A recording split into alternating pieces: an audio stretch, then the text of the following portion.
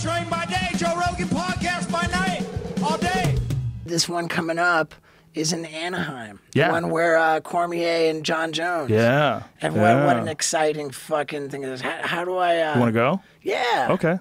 Oh, dude, you're the man. You're hooked up. That's it. I fucking love Dude, I'll have you that. sitting right next to me. My dad's going to be in town, too. My dad's going to be staying with me. Oh, dude. Well, I'll give you 2 tickets. One for your dad. Come on, son. Fucking cool. You and your dad. I want to meet your dad. I want to hear about the story when you were 13. You went to Motley Crue with him. Dude, my dad's got... That wouldn't even be a priority for him, I don't think. That's awesome, fucking man. great. That's cool. Dude, I'm so excited. I wanted to ask, too, like, you know, for all the shit talking, people have to promote the fights, you know. But, like, Daniel Cormier and John Jones, no matter who wins at the end of the fight, they're going to shake each other's hand, right? I hope so.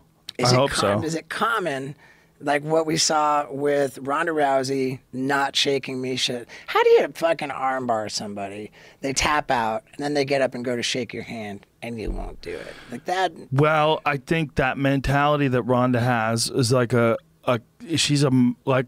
she's mercenary in there. I mean, and it wasn't over when it was over to her. For her, it wasn't a competition. It was life. It was life or death. I don't know, man. I mean, that same thing is probably why she's not fighting anymore. You know, like her animosity and her emotions were so riding on that thing. And then when she lost, and then when she lost again in devastating fashion, that's also the reason why there was so much backlash. Whereas someone who's really loved, like Randy Couture would lose a fight and no one talked. I mean, I'm sure someone talked trash about him, but no one's opinion of him differed when he lost because he's such a good guy.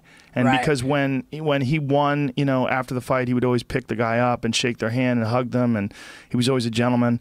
And when people have that sort of a mentality, you know, like here's a perfect example. This past weekend, Dustin Poirier and Eddie Alvarez had a fight, and the fight was stopped because of an illegal blow that Eddie Alvarez accidentally landed on Dustin Poirier, and the crowd was booing Eddie Alvarez, and Dustin Poirier yelled at the crowd, "Don't boo this man."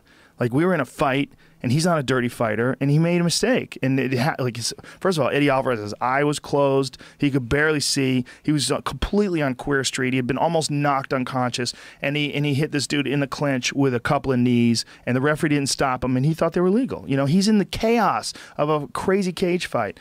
But to have those two dudes after the fight, both are bloody and battered. Both of them are just like exhausted from a war, right?